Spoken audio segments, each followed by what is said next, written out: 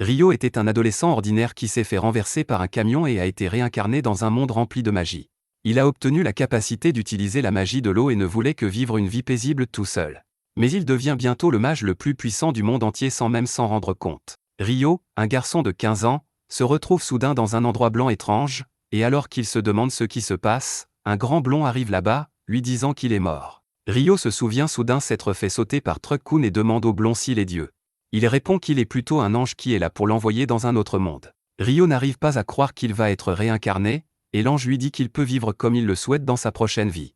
Eh bien, Ryo est un gars cool, et il veut juste vivre une vie lente et paisible. L'ange n'a aucun problème avec son choix et dit à Ryo que le monde dans lequel il sera envoyé a de la magie, et environ 20% des humains peuvent lancer des sorts. Ryo a un talent pour la magie de l'eau, et l'ange lui dit qu'il sera déposé dans une maison au milieu d'une forêt parce qu'il a choisi de vivre une vie lente.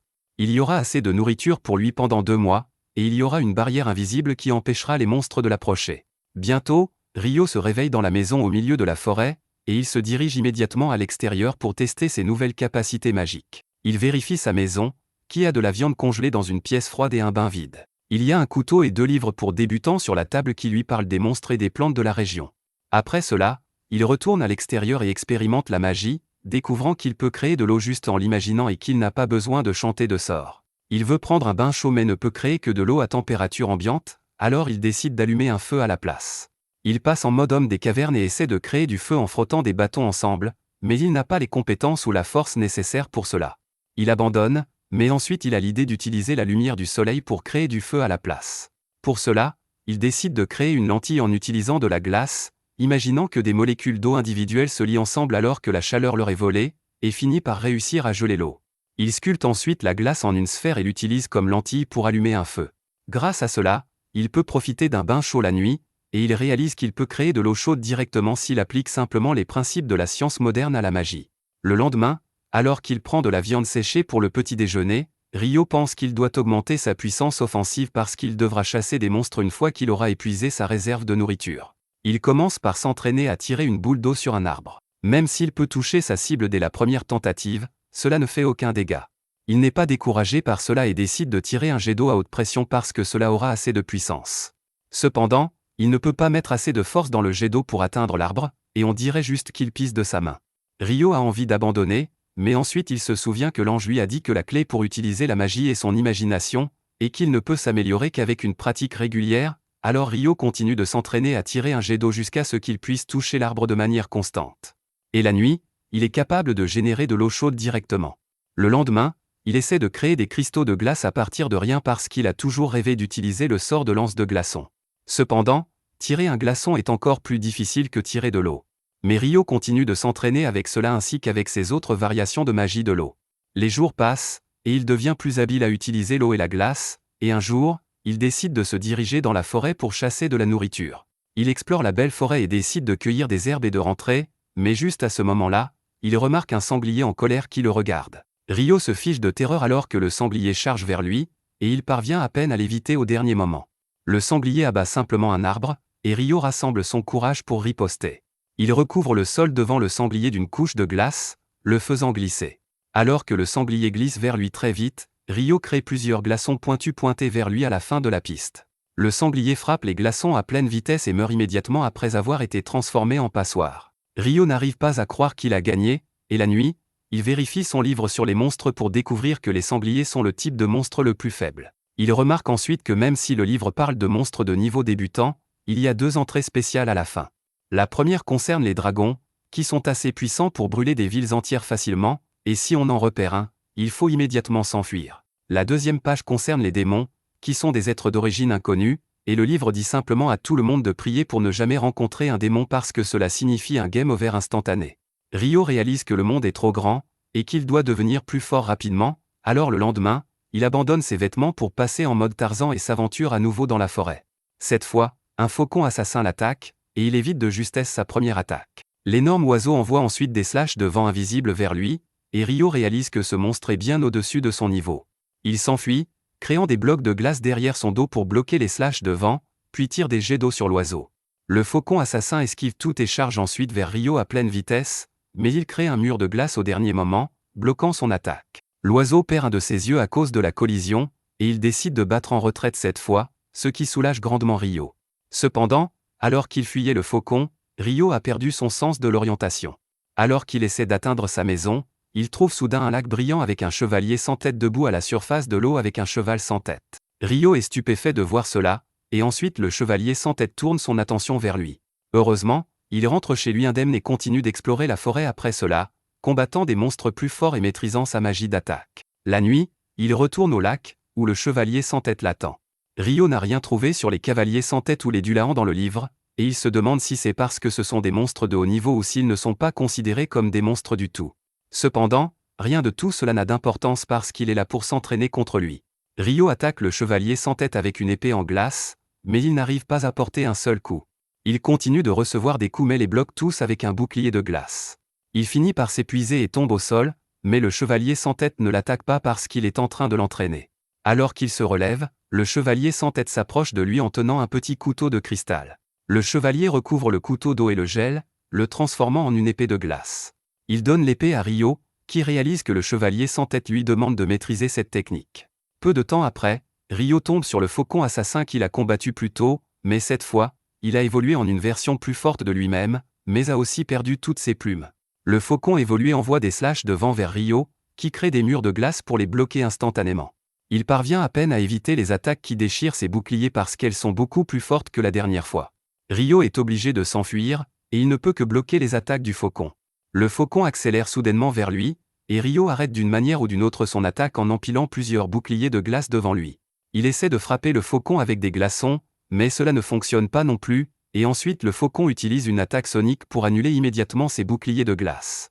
Rio réalise qu'il est dans le pétrin maintenant, mais ensuite le faucon le choque à la fois figurativement et littéralement en l'attaquant avec un éclair. Le monstre plonge vers lui pour en finir, mais Rio parvient à sortir son épée de cristal et apparaît son attaque. Il peut même trancher les attaques de vent invisible envoyées par l'oiseau, et quand il plonge à nouveau vers lui, il parvient à le poignarder à travers la poitrine. Le faucon tombe au sol, et Rio s'approche de lui, réalisant qu'il vient de rencontrer le monstre 2 fois, mais qu'ils ont développé un lien très fort. Il remercie le faucon de l'avoir motivé à devenir plus fort et retire ensuite l'épée pour le laisser mourir paisiblement.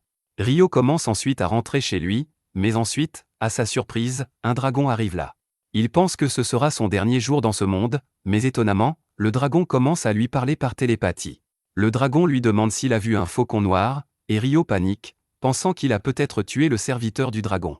Heureusement, le dragon semble assez cool à ce sujet et complimente même Rio pour son exploit.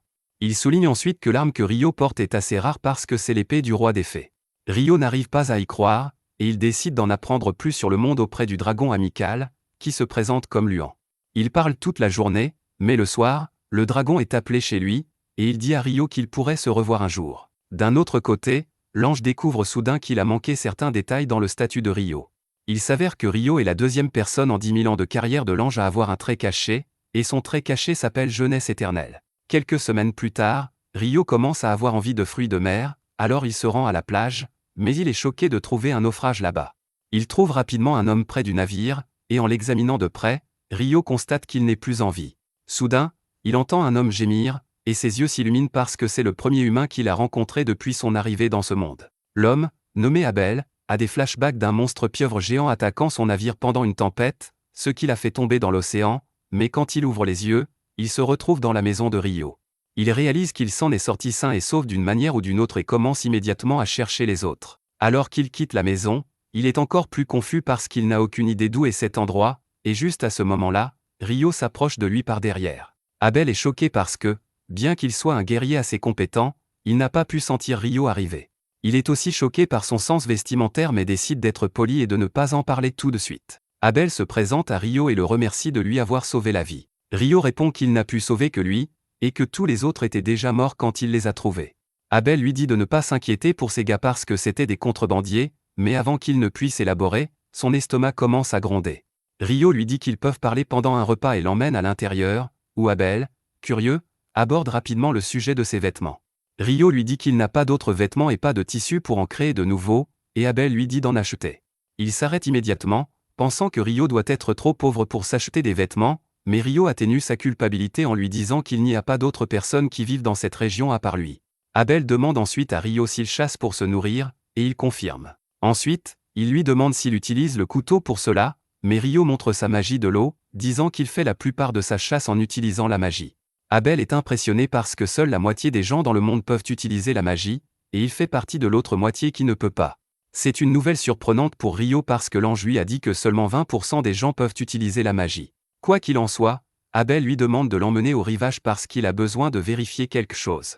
En chemin, il dit à Rio de le laisser prendre les devants s'il rencontre un quelconque danger. Rio répond que ce n'est pas nécessaire, mais Abel insiste parce qu'il ne veut pas être celui qui est sauvé tout le temps. Rio le laisse faire comme il veut, et ils atteignent bientôt le navire brisé, où tous les corps ont disparu. Abel pense que soit les monstres, soit la mer les a pris, et il remercie Rio de l'avoir secouru parce que sinon, il aurait fait face à la même situation. Abel dit ensuite qu'il n'a pas trouvé ce qu'il cherchait, et pour l'instant, il veut retrouver ses amis. Mais la tempête a envoyé le navire loin au sud, et il n'a aucune idée de la direction qu'il doit suivre maintenant. Il a soudain une idée et demande à Rio s'il aimerait venir avec lui. Rio est choqué d'entendre cela, et Abel dit qu'il pourrait utiliser son aide pour retrouver son chemin et ensuite lui trouver un travail qui lui permettra de vivre dans de meilleures conditions. Rio réfléchit à son offre pendant un moment, et à la fin, il décide de devenir le guide d'Abel pour retourner en ville. Ce soir-là, il regarde son jardin qu'il a cultivé avec beaucoup d'efforts, et il est un peu triste à l'idée de tout laisser derrière lui. La nuit, il dit à Abel qu'il sort pour dire au revoir à quelqu'un. Et même si le chevalier est curieux à propos de cette personne, il décide de ne pas s'immiscer dans l'affaire. Pendant ce temps, Rio se dirige vers le lac pour voir le chevalier sans tête et l'informer qu'il quittera la forêt pendant longtemps. Il remercie le chevalier de lui avoir appris à se battre et sort ensuite son couteau, disant qu'il se battra encore plus fort ce soir. Le chevalier sans tête tire également son épée, et ensuite Rio charge vers lui, le repoussant avec ses frappes incessantes. Après un long et dur combat, Rio est épuisé, et le chevalier retourne au lac. Rio le remercie une fois de plus, et le chevalier reste silencieux. Cependant, dès qu'il atteint sa position, il se retourne et invoque une armure magique depuis l'eau comme cadeau d'adieu. Rio est ému en recevant l'armure, et il remercie encore une fois le chevalier sans tête avant de rentrer chez lui. Le lendemain matin, Rio et Abel se préparent à partir pour leur voyage, et Rio commence à se sentir nostalgique de quitter l'endroit où il a passé tant de temps. Bientôt, il tombe sur un sanglier sauvage dans la forêt, et Abel lui demande de le laisser s'en occuper. Il se précipite vers le sanglier avec son épée tirée et utilise ensuite une compétence de combat pour transformer le pauvre animal en dos nu. Rio est étonné et demande « Qu'est-ce que les compétences de combat ?» Et Abel explique que les gens qui se battent avec des armes utilisent des compétences de combat. Ils campent dans un arbre creux la nuit, et le lendemain, ils reprennent leur voyage à travers la forêt. Ils tombent sur des hommes lézards dans un marais, et Abel décide de changer d'itinéraire au lieu de les affronter parce qu'ils sont assez forts. Cependant, Rio peut sentir que les hommes lézards les suivent même après avoir changé de chemin, et Abel se prépare à les combattre. Rio lui dit qu'ils sont trop nombreux, et qu'il utilisera sa magie pour se battre aussi. Abel pense que Rio ne pourra pas se battre sans son bâton, mais il est choqué quand Rio élimine 4 hommes lézards avec ses lances de glaçons. Après la fin du combat, Abel interroge Rio sur le sort qu'il vient d'utiliser. Il répond que c'est juste la lance de glaçons normale, mais Abel lui dit que ses amis mages du vent ne peuvent lancer qu'une attaque à la fois quand ils utilisent la magie, mais qu'il a invoqué 4 lances de glaçons en même temps. Rio lui dit que ça doit être un problème de la magie du vent parce que c'est assez normal pour la magie de l'eau. Abel décide de ne pas trop y penser et dit qu'ils devraient continuer leur voyage, mais avant cela, Rio crée 2 verres en utilisant de la glace et invoque de l'eau dedans. Abel remarque qu'il a utilisé une incantation différente cette fois, et Rio couvre en disant qu'il a du mal à entendre la dernière fois. Après cela, Abel donne une pièce à Rio, et il dit avec excitation que c'est la première fois qu'il voit de l'argent. Abel est abasourdi parce qu'il a toujours pensé que Rio était pauvre, mais il ne l'avait jamais imaginé aussi pauvre. Il commence ensuite à dire à Rio qu'il y a 3 grands pays dans les plaines centrales qui comprennent le royaume de Nightly, l'Empire de Bi et la Fédération Andle. Rio commence à critiquer l'Empire de Bi parce qu'il n'aime pas le nom, et pendant qu'il continue de parler de ce nom stupide, ils atteignent une vaste clairière. Soudain, il remarque une pierre près d'eux bouger toute seule, et Abel la tranche rapidement en 2. Rio met aussi un bouclier d'eau pour bloquer les pierres qui foncent vers eux, et Abel réalise qu'ils viennent de marcher dans un nid de golems de pierre. Rio demande si les golems ne sont pas plus humanoïdes en forme, mais Abel décide de s'occuper d'eux avant de répondre à la question. Il se précipite vers le golem le plus proche et perce un trou à travers lui, mais le golem répare rapidement la blessure et commence à l'attaquer. Abel bat en retraite, disant que leurs attaques ne seront pas efficaces sur les golems, mais ensuite Rio a une idée. Il crée un énorme cube de glace dans les airs et le laisse tomber sur les golems, les écrasant. Abel est stupéfait parce qu'il n'a jamais vu un sort comme ça auparavant, mais Rio l'utilise plusieurs fois pour vaincre le reste des golems. Après cela, il trouve un golem de pierre spécial avec une grosse pierre magique, et Abel dit qu'elle se vendra cher. Rio dit qu'il aimerait aussi récupérer les pierres magiques des autres golems, mais ils sont enterrés sous la glace, et il est soit trop paresseux, soit trop stupide pour simplement tout faire fondre. Ils continuent leur voyage avec ça, et bientôt tombent sur un hybride géant de crocodile et d'hippopotame. Abel dit que c'est un behemoth, qui est un monstre très rare et puissant qu'il n'a jamais vu auparavant. Rio demande s'il devrait le chasser, mais Abel lui dit que ce n'est même pas possible. Juste à ce moment-là, des wyverns arrivent aussi, et Rio est excité parce que maintenant ils vont voir un combat entre monstres. Bientôt, les wyverns commencent à tirer des pierres sur le behemoth avec de la magie, mais il rugit simplement, annulant leur magie et les faisant tomber au sol. Rio dit à Abel que le monstre géant a probablement utilisé une compétence d'annulation de magie. Plus tard, pendant qu'ils dînent, Abel demande à Rio plus d'informations sur la compétence d'annulation de magie parce qu'il n'a entendu parler que de certaines pièges dans les donjons qui peuvent faire ça. Rio est excité en entendant parler des donjons, et Abel lui dit qu'il y a un donjon dans la ville de Long, où il se dirige. Rio est furieux qu'il ne lui ait pas parlé de cette chose importante plus tôt et lui demande s'il cache autre chose aussi. Abel lui demande s'il connaît au moins les nains et les elfes, mais Rio lui demande de lui donner les détails. Quelques jours plus tard, ils atteignent une chaîne de montagnes, et Rio dit qu'ils trouveront un établissement humain après avoir traversé les montagnes. Abel lui demande comment il peut en être si sûr, et Rio se demande s'il devrait lui dire qu'il a rencontré un dragon qui lui a beaucoup parlé de ce monde. Il décide finalement de garder le secret, disant que c'est une connaissance au-delà de la compréhension humaine. Peu de temps après, ils entendent un son étrange, et tous les deux se préparent à combattre. Cependant, quand un puissant monstre appelé Griffon s'approche d'eux depuis le ciel, Rio et Abel paniquent. Abel commence à avoir une crise de panique, mais Rio résout rapidement la situation en lançant un morceau de viande en l'air. Abel l'imite, et le Griffon attrape les deux morceaux dans sa bouche avant de s'envoler. Les garçons poussent un soupir de soulagement après son départ, et ils conviennent qu'ils n'auraient pas tenu longtemps s'ils avaient provoqué quelque chose d'aussi fort. Alors qu'ils continuent leur voyage, Abel dit qu'aucun humain n'a rencontré de behemoth ou de griffon dans les 100 dernières années, et que les hautes montagnes doivent les empêcher d'atteindre les établissements humains. Cela rappelle à Rio que les wyverns qui ont combattu le behemoth venaient du nord, ce qui signifie que leur nid est à proximité.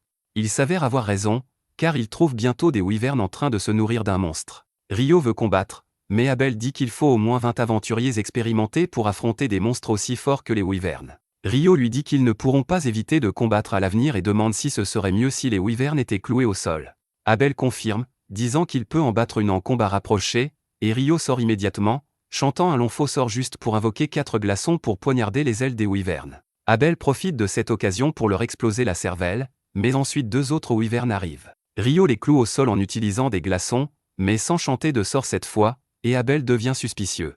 Quoi qu'il en soit, ils vainquent les wyverns et collectent leurs pierres magiques, puis continuent leur voyage vers le nord. Bientôt, ils traversent la chaîne de montagnes et arrivent dans les collines verdoyantes. Abel est surpris qu'ils aient non seulement combattu des wyverns, mais aussi réussi à obtenir beaucoup de pierres magiques qui leur rapporteront beaucoup d'argent une fois qu'ils auront atteint l'Empire. Rio se demande soudainement vers quel pays il se dirige, car il n'a aucun problème avec aucun autre empire que celui de Deby.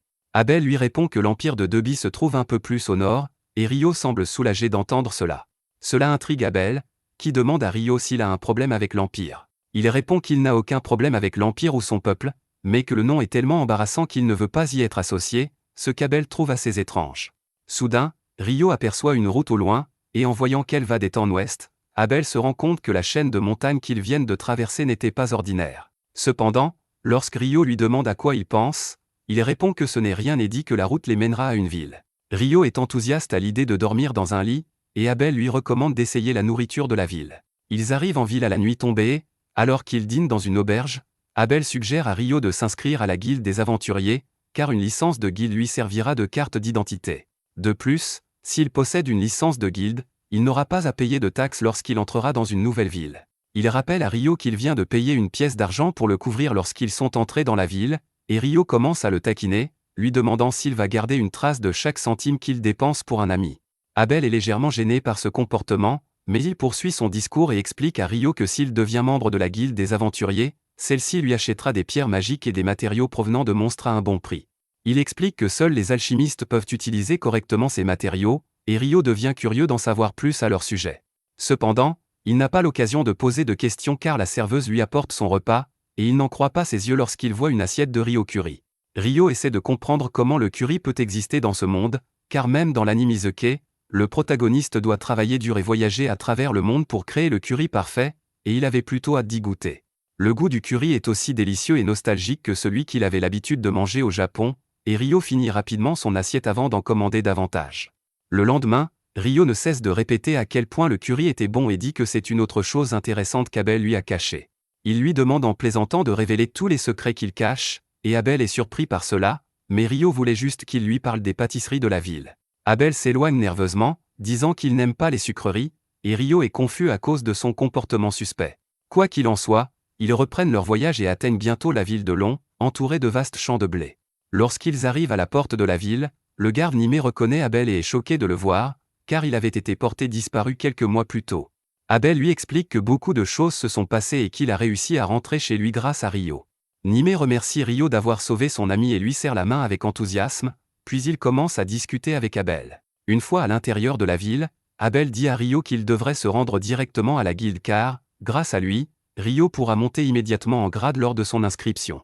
Il explique que généralement, les aventuriers débutants se voient attribuer le grade F lors de leur inscription, mais si un aventurier de grade B ou supérieur peut glisser un mot en leur faveur, ils peuvent immédiatement passer au grade D. Ils arrivent bientôt à la guilde, et tout le monde est agréablement surpris de revoir Abel. Il l'entoure comme s'il était une sorte de célébrité, et Rio est heureux qu'Abel ait autant de personnes qui se soucient de lui. Il décide de le laisser profiter un peu plus longtemps de ses retrouvailles et sort prendre l'air. Il commence à se promener quand soudain, il tombe sur une elfe. Alors que Rio est captivé par ses oreilles pointues et son joli visage, la jeune elfe ne peut pas non plus détacher ses yeux de lui à cause de sa tenue. Elle reconnaît qu'il s'agit du manteau du roi des fées et dit qu'il doit beaucoup aimer Rio pour lui avoir offert un tel cadeau. Rio ne comprend même pas ce qu'elle veut dire, puis la jeune elfe lui dit qu'elle est pressée aujourd'hui, mais qu'elle espère le revoir un jour. Rio reste là, perplexe, quand Abel sort pour le chercher et lui dit de rentrer. Il présente ensuite Rio à tous ses amis comme celui qui lui a sauvé la vie. Tout le monde remercie Rio d'avoir sauvé Abel, et celui-ci commence à apprécier toute l'attention qu'on lui porte. Après cela, Abel emmène Rio à la réception et demande à la réceptionniste de l'inscrire comme aventurier de rang D sur sa recommandation. Le réceptionniste est surpris d'entendre cela, car personne du groupe d'Abel n'a jamais recommandé quelqu'un auparavant, et il répond que Rio est un cas très particulier. Le réceptionniste dit que Rio devra tout de même prouver sa force avant d'obtenir une promotion, et Abel répond qu'il souhaite en parler directement au maître de la guilde. Le réceptionniste leur demande d'attendre un moment, et bientôt, le maître de guilde arrive en courant lorsqu'il apprend qu'Abel est de retour. Abel lui présente alors Rio et lui dit qu'il souhaite qu'il passe l'examen de promotion. Hu répond qu'ils devront tester sa force pour cela, et Abel répond que Rio est plus fort que lui, ce que le maître de guilde a du mal à croire. Pour prouver son point de vue, Abel montre à Hu toutes les pierres magiques qu'ils ont collectées sur les wyverns, et celui-ci perd la tête. Il dit que la quantité de pierres magiques qu'ils possèdent signifie qu'ils ont chassé suffisamment de wyverns pour détruire tout un pays, et Abel lui répond qu'il n'a pas à s'inquiéter d'une attaque de monstres car ils ont chassé les wyverns au sud des montagnes maléfiques. Rio se demande si le nom de la montagne a une signification particulière, et Hu répond qu'il n'a jamais entendu parler de quelqu'un qui ait traversé les montagnes maléfiques en toute sécurité. Il affirme qu'elles sont si dangereuses que même les aventuriers les plus chevronnés ne s'y aventurent pas sans raison valable. Il n'arrive pas à croire que Rio et Abel soient les premiers dans l'histoire à avoir accompli cet exploit, et il accepte immédiatement d'augmenter le rang de Rio sans lui faire passer d'examen. À ce moment-là, le groupe d'Abel fait irruption dans la pièce, très ému, car il pensait ne jamais le revoir. Le maître de la guilde décide de les laisser retrouver leur ami pendant qu'il emmène Rio dehors pour l'inscrire. Rio le suit, mais Abel lui demande d'attendre à la réception une fois qu'il aura terminé, car il veut lui montrer un endroit spécial. Après cela, Hu conduit Rio à son bureau tout en lui expliquant que le groupe d'Abel, les épées pourpres, est l'un des groupes les plus forts et les plus populaires. Rio n'est pas vraiment surpris par cela, et il se demande plutôt s'il mérite vraiment d'être classé dès le départ. En réponse, Hu lui dit qu'il sait à quel point Abel est talentueux, mais qu'il sait aussi qu'il ne peut pas vaincre un wyvern tout seul. Cela le conduit à penser que Rio a joué un rôle important dans la lutte contre les wyverns, ce qui le qualifie pour être classé D. À ce moment-là, la réceptionniste arrive au bureau avec le matériel nécessaire pour enregistrer officiellement Rio en tant qu'aventurier, et Hu lui laisse cette tâche car il a trop de paperasse à traiter. La réceptionniste, Nina, commence par se présenter, puis pose les questions d'entretien de base. Elle explique ensuite à Rio que pendant 300 jours après son inscription à la guilde, il peut séjourner dans les logements de la guilde, mais qu'il devra ensuite trouver un autre endroit où loger. Elle lui parle ensuite du cours sur l'exploration des donjons que la guilde propose aux nouveaux aventuriers comme lui, et Rio répond immédiatement qu'il souhaite s'inscrire à ce cours. Nina lui dit de se rendre à la salle de réunion 2 jours plus tard à 9 h du matin, et Rio est surpris d'apprendre qu'il y a des horloges ici. Nina passe ensuite à la procédure d'inscription proprement dite et demande à Rio de poser sa main sur le dispositif en cristal devant lui. Lorsqu'il pose sa main sur le cristal, celui-ci scanne ses données biométriques et les télécharge sur la plaque métallique située au-dessus, la transformant en sa carte de guilde. Nina félicite Rio d'être officiellement inscrit à la guilde, et sur ce, Il quitte le bureau. Peu après, Abel emmène Rio faire un tour en ville, prétextant vouloir lui acheter des vêtements et un bâton en guise de paiement pour l'avoir escorté jusqu'ici. Rio est ravi de recevoir les vêtements, mais il est intrigué par le bâton. Abel lui explique que tous les magiciens ont besoin d'un bâton, mais Rio répond qu'il peut très bien utiliser la magie sans aucun outil. Il ajoute qu'il utilise également une épée lorsqu'il doit se battre au corps à corps, donc un bâton ne lui serait pas d'une grande utilité. Abel est surpris d'entendre cela, et il l'est encore plus lorsque Rio lui dit que le petit couteau qu'il possède est en fait son épée. Quoi qu'il en soit, Rio lui dit qu'il a besoin de quelque chose de plus urgent que des vêtements ou un bâton, à savoir des informations sur les bases de ce monde. Peu après, il apprend que l'heure, le jour, la semaine et le mois dans ce monde sont les mêmes que sur Terre, et qu'ils utilisent même le système métrique pour mesurer les choses. Il est désormais certain que quelqu'un de la Terre est venu dans ce monde il y a longtemps et a changé la façon dont les choses sont faites, ce qui explique pourquoi il y a tant de choses familières ici. À ce moment-là, Abel revient du magasin après avoir payé les achats de Rio, puis il lui dit que l'événement principal de la journée est encore à venir. Il emmène Rio dans une immense auberge où tous ses amis de la guilde sont présents pour fêter son retour sain et sauf. Ils font la fête toute la nuit, et le lendemain matin, Nina doit venir chercher Rio pour lui montrer l'endroit où il va séjourner. Elle l'emmène dans une chambre où 2 aventuriers débutants sont déjà installés, et le brun se présente comme Nils et le blond comme Ido. Ils l'accueillent dans leur chambre, et une fois que Nina est partie, Nils commence à dire à quel point il l'aime bien. Ido lui dit d'arrêter de rêver à des femmes qui ne sont pas de son niveau, puis il commence à discuter avec Rio de la vie à l'auberge de la guilde. Soudain, Nina revient dans la chambre avec un autre aventurier nouvellement inscrit, qui se présente nerveusement sous le nom d'Amen, et les 4 garçons commencent rapidement à sympathiser. Mais c'est là que la vidéo se termine. N'oubliez pas d'aimer et de vous abonner à la chaîne. Merci d'avoir regardé, et à la prochaine fois.